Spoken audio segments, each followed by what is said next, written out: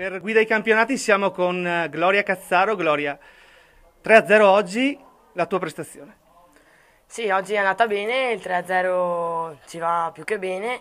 Eravamo fermi sul 2-0, poi il mister ha fatto un gran cambio, ha messo la Sara che è giovane e aveva voglia di far gol e l'ha fatto.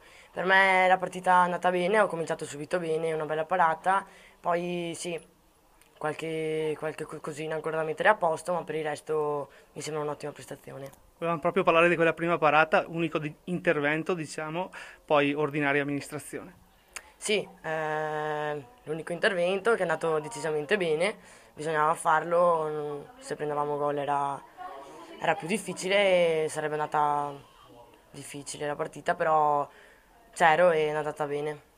Adesso vi aspettano due sfide delicate, una in particolare domenica prossima a Padova. Sì, domenica prossima a Padova e bisogna far bene anche lì, non lo incontriamo, l'anno scorso non c'era il campionato nostro, quindi è un po' da vedere, ma sicuramente andremo a fare gli altri 3 punti. Iniziamo Gloria. Grazie.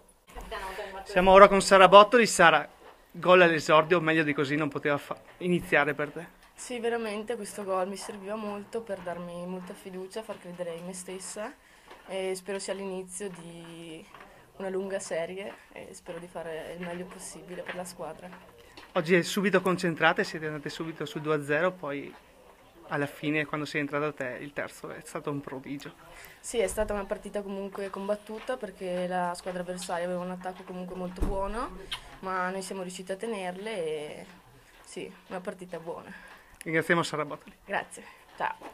Siamo ora con Monica Furlan. Monica, da gennaio questo è il 20° risultato utile consecutivo. Sì, è un bel traguardo, oggi siamo riusciti a non prendere gol e questo è molto importante, dà fiducia a tutta la squadra, una buona difesa, anche grazie al centrocampo e siamo riusciti a portare a casa anche questo risultato. Domenica mi dicevi che hai giocato mediocremente, però oggi dobbiamo dirtelo noi, hai giocato veramente bene. Insomma, potevo fare un po' di meglio secondo me, però io ho dato il massimo e quindi sono abbastanza contenta. Parlavamo prima con Gloria, domenica a Padova, sempre sul sintetico, è il terzo campo sintetico che trovate. Ormai abbiamo capito come funziona, spero, e quindi speriamo sì, di fare vedere chi siamo anche lì. Ringraziamo Monica. Grazie, ciao.